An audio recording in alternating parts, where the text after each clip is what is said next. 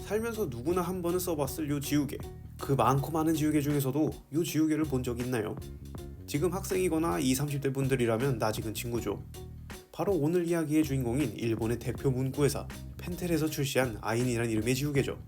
요게 깔별로 지우는 느낌도 묘하게 다르고 무엇보다 잘 지워지다 보니 저도 학생 때는 많이 썼던 녀석인데, 아시는 분들도 있겠지만 사실 지우개보다는 샤프나 볼펜 같은 필기구를 잘 만드는 걸로 더 유명하죠. 특히 샤프 좀 추천해달라고 하면 항상 등장하는 게 펜텔의 그래프 1000과 스매시, 이 두 녀석이 항상 등장할 정도니까요. 거기다 이 두 샤프가 86년하고 87년에 출시됐던 걸 생각해보면 지금도 생산 중이라는 것 자체가 놀라운데, 아직까지 추천될 정도면 얼마나 잘 만들어졌는지 알 수 있겠죠. 그런데 샤프치고는 조금 비싼 가격이라 저도 학생 때 용돈 모아서 하나씩 사곤 했는데, 지금 인터넷 최저가 기준으로는 9,000원대에 판매되고 있어요. 당연히 비싼 거 쓴다고 점수가 더 오르거나 그런 건 아니라, 대부분이 가격을 듣고서 뭔 샤프가 그렇게 비싸?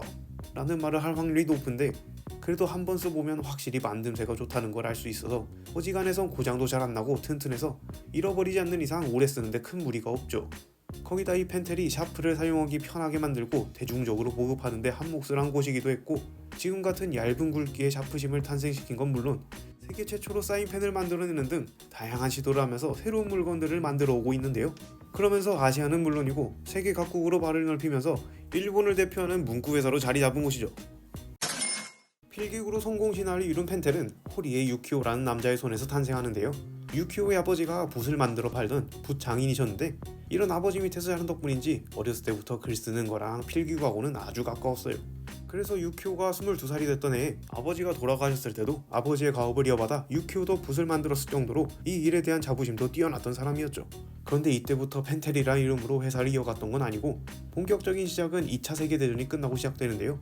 1945년에 일본의 항복으로 2차 세계대전이 끝났을 무렵 유키오는 황폐해진 도시를 보고 앞으로의 미래를 생각하면서 많은 생각을 하는데요. 앞에서 유키오가 어렸을 때부터 글쓰기하고 굉장히 가까웠다고 했던 거 기억하시죠?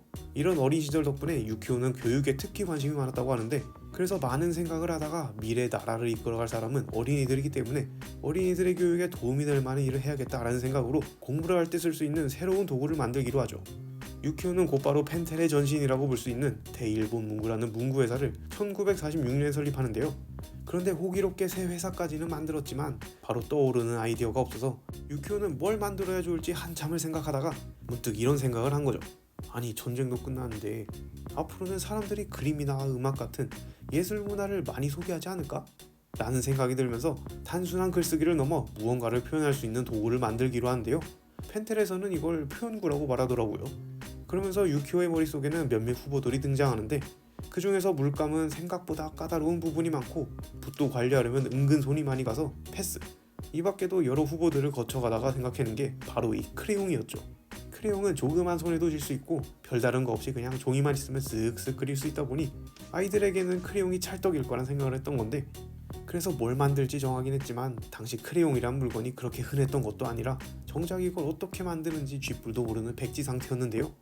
지금이야 뭐 유튜브랑 네이버만 좀 뒤져보면 금방 찾을 수도 있지만, 이때가 뭐 그런 게 1도 없던 시절이라 손품 발품 팔아가면서 찾아야 했는데, 그래서 유키오는 직원들하고 하루 종일 도서관에 처박혀서 크레용 관련 자료들을 조사하기 시작하죠.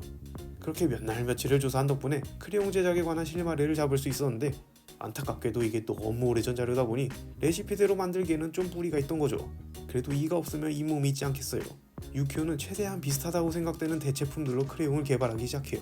그런데 개발 과정에서 사용한 재료들을 보면 이런 걸로 만들 수 있는 건가?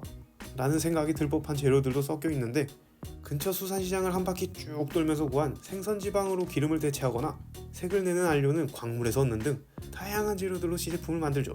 다행히 최종 제품은 이런 원시적인 재료들 말고 파라핀과 안료를 섞는 방식으로 만들어져요.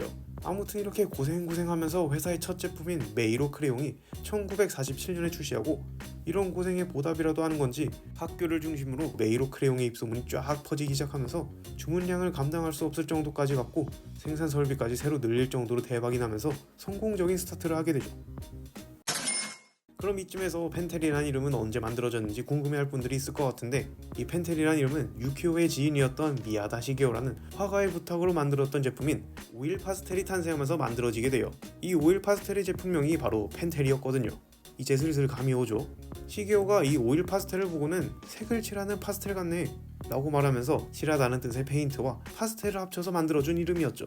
이 오일 파스텔인 펜텔이 출시되고 나서 펜텔이라는 이름은 펜텔 물감이나 펜텔 크레용 등 여러 제품에서 상표로 붙여 쓰다가 점점 인지도가 커지니까 아예 펜텔이라는 이름을 정식 사명으로 채택했던 거죠.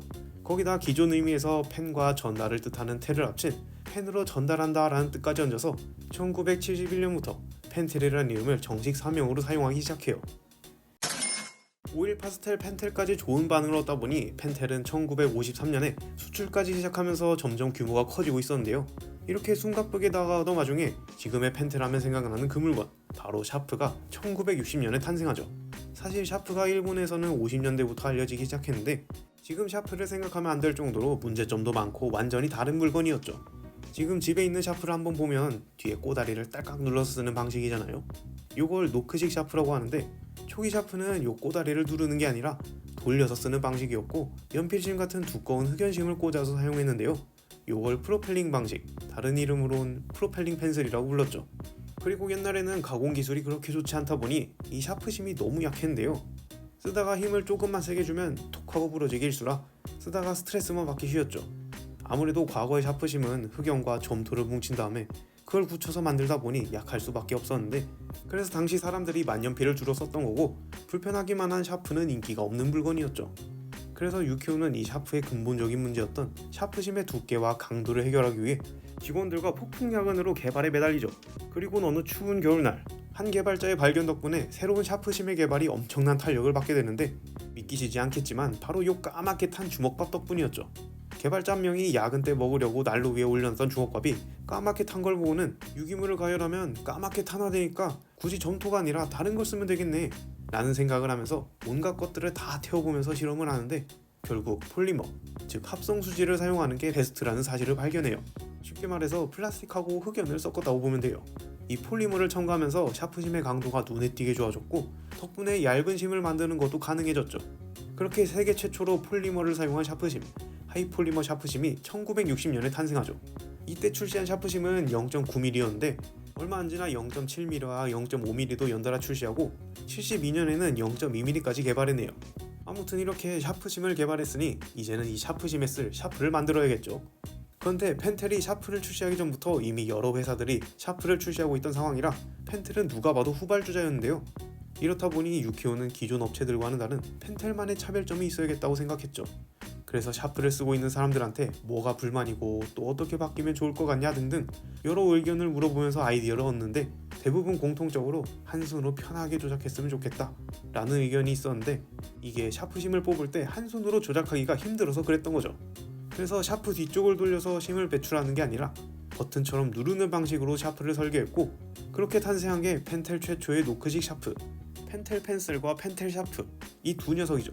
처음에는 제도나 전문 분야에서 사용하는 분들에게 인기가 많았고 그러다가 조금씩 단가를 낮추고 진입장벽을 낮추는 데 성공하면서 학생들도 많이 사용할 정도로 샤프가 많이 보급되면서 펜텔은 샤프의 대명사가 됐고 지금까지도 다양한 샤프를 출시하고 있어요. 자, 이렇게 샤프와 샤프심의 출시로 떡상빔을 맞은 펜텔. 그런데 이렇게 샤프를 개발하던 와중에도 한쪽에서는 다른 프로젝트가 진행되고 있었는데요. 바로 이 사인펜 만들기였죠. 너무 오랜만에 듣는 이름이라 반가워하는 분들도 있을 것 같은데 저도 초등학교 이후로는 만져본 적이 없는 것 같아요. 그런데 놀랍게도 이 사인펜이 펜텔에서 최초로 만들어낸 물건인데요. 그리고 나사의 우주인들과 함께 달나라까지 갔다 왔을 정도로 펜 주제에 대단한 이력을 가지고 있죠. 사인펜은 오래전부터 붓과 비슷한 필기감을 가진 새로운 필기구를 만들고 싶어 했던 유키오의 생각에서 탄생한 물건이었는데요. 물론 지금은 거의 유사한 붓펜이라는 게 만들어지긴 했죠. 그런데 막상 이 사인펜을 만들었는데 일본에서는 인기가 너무 없었어요. 지금이야 어디 가서 서명을 하면 사인 휙 하고 끝내지만 당시 일본은 사인보다는 도장이 주류였던 시기라 사인펜의 수요가 없었거든요. 그래서 이대로 가다가는 안 될 것 같아서 여러 고민을 하던 유키오는 서구권 사람들은 사인을 주로 하니까 미국으로 가서 팔면 되겠구나 라고 생각한 뒤 시카고에서 열린 박람회에 참석하기 위해 곧장 날아가죠. 그렇게 직원들과 함께 미국으로 넘어가서 박람회장에 판을 쫙 깔아놓고 구경 온 사람들한테 사인펜을 하나씩 나눠주면서 열심히 홍보를 했죠. 그래도 이렇게 열심히 한다고 하늘이 알아준 건지 이 미국 일정이 펜텔에겐 엄청난 나비 효과로 돌아오는데요. 이 사인펜을 받아갔던 사람들 중에 백악관 대변인이 있었거든요. 그리고 이게 무슨 운명인지 이 사인펜은 대변인의 손을 거쳐서 미국의 36대 대통령인 린든 존슨의 손에 넘어가는데 이게 그렇게 마음에 들었는지 따로 쟁여놓고 썼다고 해요. 들리는 소문으로는 한 번 구입할 때 24다스나 샀다고 하는데 한 다스에 12개니까 한 번에 288개나 산 거죠. 이 소식은 언론에도 전해지면서 대통령이 쓰는 펜이다 해가지고 미국인들 사이에서는 입소문을 타기 시작했고 1965년에는 나사의 우주 탐사 프로젝트에서 제미니 6호와 7호의 조종사들이 이 사인펜을 가져간 모습이 담기면서 우주로 간 펜이라는 타이틀까지 얻었고 홀대받던 일본에서도 드디어 떡상하게 되죠. 이 밖에도 수정액이나 각종 볼펜을 비롯해 여러 기발한 제품들까지 출시하면서 사용자들의 불편한 점을 해소시켜줌과 동시에 언제나 품질에 대한 부분을 놓치지 않으려고 하는 창업자 호리에 유키오의 정신이 지금까지 이어져 온 펜텔은 오랜 시간 동안 전 세계 사람들에게 많은 사랑을 받고 있죠. 그래서 다음에는 어떤 신박한 제품들을 보여줄지 기대되게 만들어주네요. 오늘 준비한 이야기는 여기까지이며 다음 시간에는 더 좋은 이야기로 찾아뵙겠습니다. 시청해주셔서 감사하고 지금까지 무료킹이었습니다. 감사합니다.